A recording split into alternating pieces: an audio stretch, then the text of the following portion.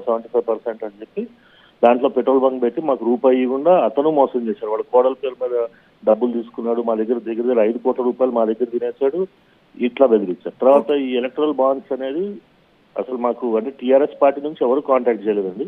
మాకు కేసీఆర్ కానీ కేటీఆర్ కానీ అసలు ఈ 10 ఏళ్లలో వాళ్ళ గవర్నమెంట్లో ఏ రోజు వాళ్ళని కలవలేదు, వాళ్ళు నన్ను టచ్ చేయలేదు.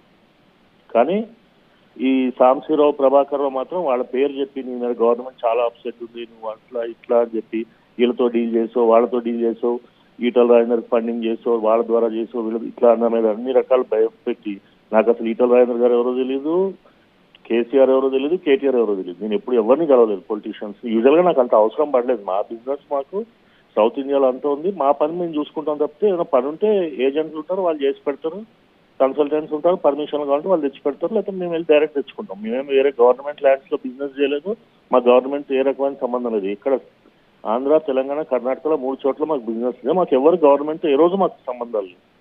మేము only real estate, rental property business అండి. మాకు రెంట్లకు ఇస్తాం అంతే, ప్రాపర్టీ బిల్డింగ్ కట్టి కమర్షియల్. దానిలో ఈ సాంబశివరావు వీళ్ళందరూ ఇన్వాల్వ్ అయ్యి తర్వాత శ్రీనివాస్ గౌడ్ ఇన్వాల్వ్ అయ్యి ఒక 30 మంది పోలీసులు తీసుకొని మా ఆఫీస్కి వచ్చి మినిస్టర్ ఉన్నప్పుడు శ్రీనివాస్ గౌడ్ వచ్చి లేదు గవర్నమెంట్ ఈమె చాలా అప్సెట్ ఉంది, నీకు వాళ్ళతో చంద్రబాబు నాయుడుతో లింక్స్ ఉన్నాయి, అది ఇది అని చెప్పి మమ్మల్ని బెదిరి చంద్రబాబు నాయుడు గారికి మేము ఒక ప్రాపర్టీ అమ్మాం. అవునండి, హెరిటేజ్ ఆఫీస్కి అమ్మాం.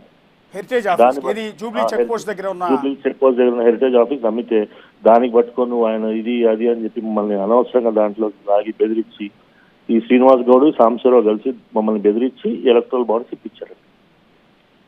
మధ్యలో శ్రీనివాస్ గౌడ్ పాత్ర ఏంటండి? ఇది ఆల్రెడీ ఇది మీకు రవీంద్రరావుకి మధ్య ఉన్న డిస్ప్యూట్, ప్రభాకర్ రావు చేసుకున్నాడు. Okay, Ravindra Rao Murali Krishna convention hall లీజ్కి ఇచ్చినప్పుడు డబ్బులు వసూలు చేసేసి ఖాళీ చేస్తారండి. అది అయిపోయింది అక్కడతోటి. అది 13 కోట్లు ఇచ్చేసారు. అప్పుడు 15 కోట్లు ఇచ్చేసారండి. వాళ్ళకి 15 కోట్లు ఇచ్చాం, ఖాళీ చేయించుకున్నాం, అయిపోయింది. అది అయిపోయాక వీడు సాంబశివరావు దూరి మధ్యలో ఈ సబ్జెక్ట్ తీసుకొచ్చి మళ్ళీ డబ్బులు వసూలు చేశారు మా దగ్గర 13 కోట్లు 15 కోట్లు కదండి, 30 కోట్ల పైన వసూలు చేశారు వీళ్ళు. ఓకే ఓకే ఓకే అంటే ఇప్పుడు ఇతను భుజంగరావు కన్ఫెషన్ లో మెన్షన్ చేసిన ఈ 15 కోట్లు వేరు. ఆల్రెడీ మీరు ఈ ప్రభాకర్ రావు, రవీంద్రరావు, మురళీకృష్ణారెడ్డి అండి. కావాలంటే నా దగ్గర దానికి సంబంధించిన పేపర్లు కూడా ఉన్నాయి. నేను పోలీస్ స్టేషన్ లో కేసు పెడితే అప్పుడు ఏసీపీ శ్యామ్ సుందర్ అని స్వయాన ప్రభాకర్ సొంత బామ్మర్ది మా కన్వెన్షన్ హాల్ ఎదురుగానే ఉంటుంది గచ్చిబౌలి పోలీస్ స్టేషన్. అసలు అతను కేసు లోపలికి కూడా రానిలేదు, పోలీస్ స్టేషన్ కూడా రానిలేదు. ఓకే, మేము కేసు పెడదామని వెళ్తే మా కన్వెన్షన్ ఇట్లా రెంట్ ఇవ్వట్లేదు, మమ్మల్ని ప్రాపర్టీలో లోపలికి రానిలేదండి, సెక్యూరిటీని పెట్టి. ఏది మీ కన్వెన్షన్ సెంటర్ లోకి మిమ్మల్ని రానిలేదు. అయితే కేసు పెడదామని ఎదురుగా పోలీస్ స్టేషన్కి వెళ్తే అప్పుడు శ్యామ్ సుందర్ అని సొంత బామ్మర్ది, ప్రభాకర్ రావుకి సొంత బామ్మర్ది, మమ్మల్ని లోపలికి కూడా రానిది. ఇంకా మేము ఏం చేయలేక చేతగాక డబ్బులు ఇచ్చి వదిలించుకున్నాం. మధ్యలో పెద్ద మనిషి ఒక ఆయన ఇన్వాల్వ్ అయ్యి ఆయన ఎందుకు వచ్చింది వీళ్ళతో తట్టుకోలేవని చెప్పి డబ్బులు ఇచ్చి వదిలించుకున్నాం.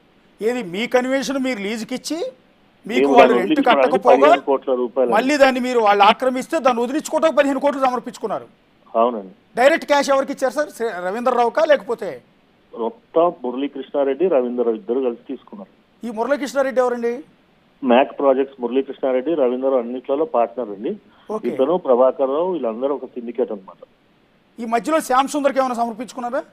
శ్యామ్ సుందర్ ఎప్పుడు అసలు అడగలేదండి, తీసుకోలేదు.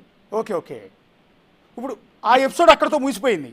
అవునండి. అప్పుడు ఆ ఎపిసోడ్ లో తన బావమరిదికి ఈ సెటిల్మెంట్ చేయాలి, డబ్బులు ఇవ్వాలని ప్రభాకర్ రావు లైన్లోకి వచ్చాడా?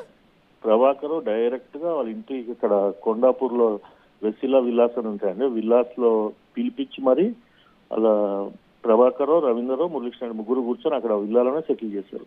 డైరెక్ట్ ప్రభాకర్ రావు కూర్చోబెట్టి ఇవ్వకపోతే నేను వదిలిపెట్టాం, మీ మీద భవ్య ఆనంద్ ప్రసాద్ కి నువ్వు ఎలక్షన్ ఫండ్ ఇచ్చావు, వాళ్ళకి ఫండ్ ఇచ్చావు, టీడీపీ వాళ్ళకి ఫండ్ ఇచ్చావు అని చెప్పి బెదిరించి అప్పుడు భవ్య ఆనంద్ ప్రసాద్ ఎపిసోడ్ లో ఎలక్షన్ ఫండ్ ఇస్తే మాకు ఆయనకి బిజినెస్ రిలేషన్ నార్మల్ గా ఎలక్షన్ ఫండ్ ఇస్తే బెదిరించాం. అది ఫోన్ ట్యాప్ చేసి నువ్వు ఇచ్చిన అమౌంట్ టైం ప్లేస్ చెప్పేసరికి ఇంకా మేము భయపడిపోయి మళ్ళీ ఎందుకు టీఆర్ఎస్ గవర్నమెంట్ అని చెప్పి మేము కామ్గా డబ్బులు ఇచ్చి క్లోజ్ చేసుకున్నాం. ఒక్క నిమిషం లైన్లో ఉండండి. ఇప్పుడు చూసే వ్యూయర్స్ అందరికీ కూడా అర్థమై ఉంటుంది, ఒకవేళ బీఆర్ఎస్ వాళ్ళు లేకపోతే కాంగ్రెస్ వాళ్ళు పార్టీ వాళ్ళు చూసినా కూడా మీకు అర్థమవుతుంది. హైదరాబాద్లో ఉన్న వ్యాపారవేత్తల్ని ప్రభాకర్ రావు ఏ రకంగా బెదిరించాడు. అందులో వన్ ఆఫ్ ది వ్యాపారవేత్త ఆవేదన మీరు ఇక్కడ వింటూ ఉన్నారు. ఆయన కన్వెన్షన్, సంధ్యా కన్వెన్షన్ అంటే అందరికీ తెలుసు గచ్చిబౌలిలో. సో పెద్ద పెద్ద ఫంక్షన్స్ అన్నీ అక్కడ జరుగుతూ ఉంటాయి. సంధ్యా కన్వెన్షన్